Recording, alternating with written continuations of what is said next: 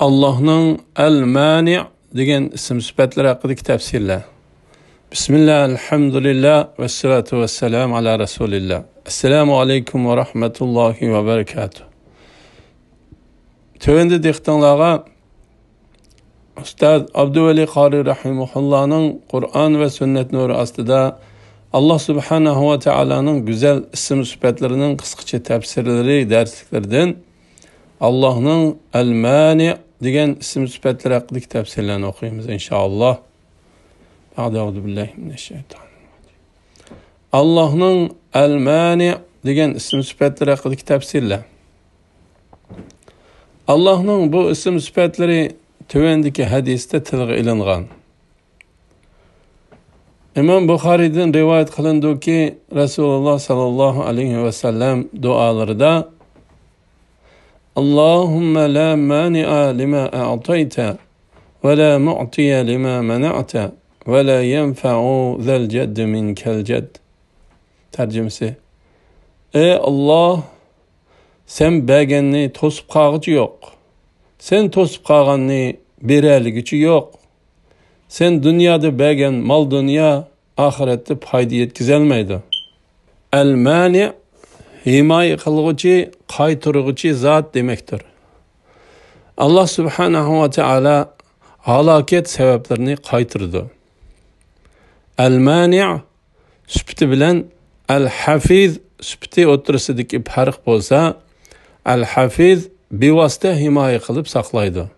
El-mani' bolsa halaket ve zarar sebeplerini tartıp sebepler bilen hem himaye kılgıcı degen boludu.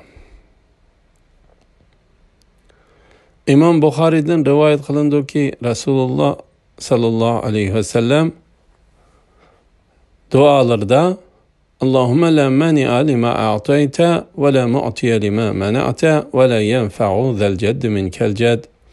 Ey Allah, sen bergenni tosup kalgıcı yok. Sen tosup kalganni bererligiçi yok. Sen dünyada bergen mal dünya ahirette payda yetkizelmeydi. Yani Allah Subhanahu ve Teala bir kişiye bir merhametni, bir faziletni, bir devletni beriyotgan bolsa, yeryüzüdeki mevcudatlar bunu tosup kalolmaydı. Eğer Allah Subhanahu ve Teala bir kişiye bir narsani bermeyotgan bolsa, yeryüzüdeki barliq mevcudat hareket qilsa onu elip berolmaydi.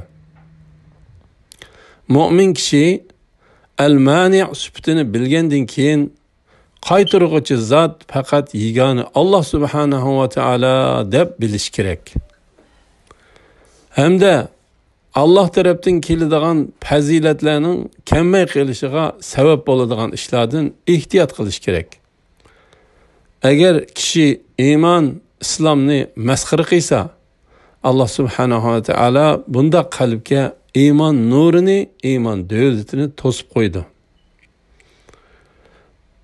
Mana shunday sabablardan ehtiyot qilish kerak. Shuning bilan birga Allah Subhanahu ve Teala'dan boshqa faziletni, mal dünyani qaytira oladigan kishining yo'q ekanligini bilgandan keyin odamlarning ba'zi qilayotgan ishlariga, uningga bo'layotgan har xil tuhmatlarga e'tibor bermasdan, ularning qilayotgan tuhmatlari hech qachon menga kelayotgan faziletni qaytira olmaydi. Balki buni qaytirg'uchi yegona Allah Subhanahu ve Teala'dir deb e'tiqod qilish kerak. Hamda kelayotgan fazilatlarning to'silib qilishiga sabab bo'ladigan narsalardan ehtiyot qilish kerak. Qur'on va hadislarda Allah Subhanahu ve Teala'ning bu ism sifatlariga aloqador tövendeki mazmunlar tilga ilingan. Sura Fajr 15-oyatidan 17-oyatigacha tarjimasi: Rabbi insonni sinab aziz qilsa va uningga ne'mat bersa, o Rabbim meni aziz qildi deydi. Rabbi insonni sinab rizqin tar qilsa, o Rabbim meni xor qildi deydi. Hargiz undaq emas. Sizlar yetimni hurmat qilmaysizlar. Sura Baqara 126-oyatida tarjimasi: Öz vaqtida İbrahim Rabbim bu yerni, ya'ni Mekkeni tinch shahar qilib bergin. Aholisidan Allohga va oxirat kuniga iymon etganlarni turli mevalar bilan rizqlantirgin dedi. Allah kafir bo'lgan odamni rizqdan ozgina muddat, ya'ni hayotligida bahramand qilaman. Ondan keyin uni oxiratda do'zaxga haydayman dedi. Bu nima degan yomon oqibat? Sura Kaf 84-85 oyatlarda tarjimasi: ular, ya'ni Yahudilar, senden Zulqarnayn to'g'riliq so'rashidi. Sizlarga men uning qissasini vahiy asosida bayon qilaman degan.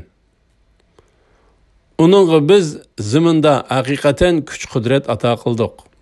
Uningga o'z maqsadiga yetishining butun yo'llarini osonlashtirib berdik. Zulqarnayn Allah uningga osonlashtirib bergan yo'lga mangdi. Sura Naml 62 oyatida tarjimasi: beshiga kun tushgan odam duo qilsa, uning duosini ijobat qiladigan, uning beshiga kelgan ig'irchilikni ko'tarib o'tadigan va sizlarni zaminning o'rin bosarlari qilgan kim? Allohdan boshqa iloh bormi? Sizlar ozgina va'z nasihat olasizlar.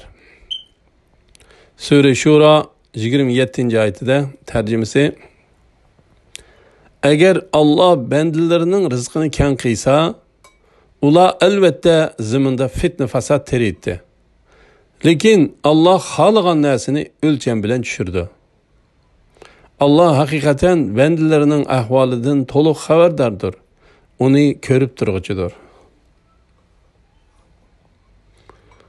Sura Fatir 2-oyatida tarjimasi: Allah rahmetidan kishilarga ochgan narsani hargizmi to'sib qololg'uchi bo'lmaydi. Allah rahmetidan to'sgan narsani Allah to'sgandan keyin uni hech qo'yib bergichi bo'lmaydi. Allah g'olibdir, hikmat bilan ish qilg'uchidir.